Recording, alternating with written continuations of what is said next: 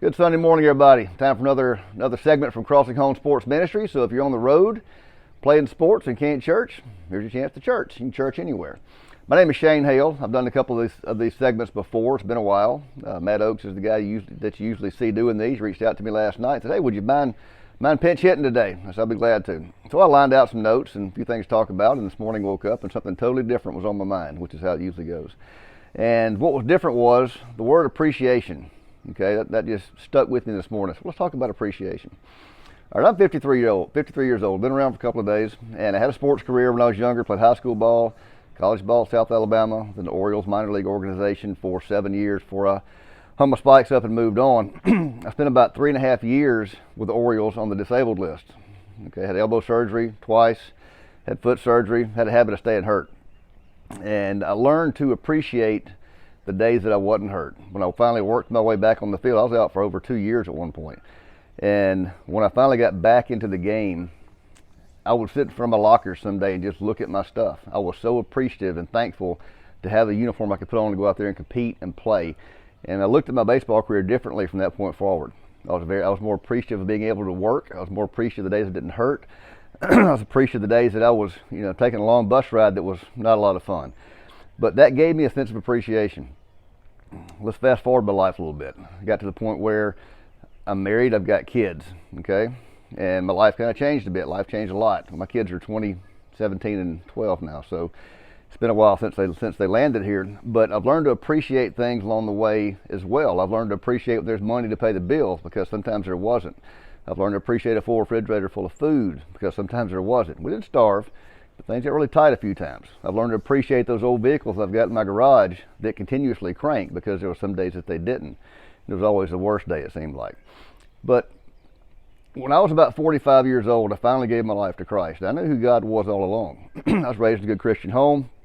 I was raised Southern Baptist. I've been an Episcopalian for about 10 years now. Episcopalian, that's a mouthful. I knew who God was through all this time. But it wasn't until I got to my mid-40s that I really started seeking Christ in my life, giving him access to parts of my life, and he started working in my life, okay? And then I developed an appreciation for the things that he's done for me. I was able to look back over my life over the decades and see where there were so many times he brought something into my life. Maybe it's a form of a relationship from a person, met my need financially, healed a sickness, healed an injury. I kept seeing God show up as I look back at my life and where I've been. I kept seeing him in the work of it. I kept seeing how he was forming me as a person, directing me, providing for me, taking care of me. And once I really realized that, I had an appreciation for what I hadn't had before. And the thing I've gotten to today, when I was younger, it was sports, appreciating being able to play. Over the last 20 years or so, I had an appreciation for when the bills were paid, when the food was in the fridge, when the cars cranked. But at this point in my life today, I realize for young people looking at somebody that's in their 50s, that's so far down the road you can't even get your head around it. It's like, man, I've got forever before I get there. It happens pretty quick. But at this point in my life, I'm appreciative daily for the things that God does in my life. I'm appreciative for when my kids are all home. I'm appreciative for the cool weather outside. I love cool weather. I'm not a big hot weather fan at all. But I see God in everything, and I appreciate the things he does. I appreciate how he takes care of me. And an example from this past night, I had some kind of allergic reaction on Friday. I've never had an allergic reaction really in my life. And man, something just ate me up. And I mean, I itched from my head to my toe. I've never itched like that. It was uncomfortable. I couldn't sleep. Everything I seemed to try made it worse. And last night, you see me kind of scratching my elbows right now.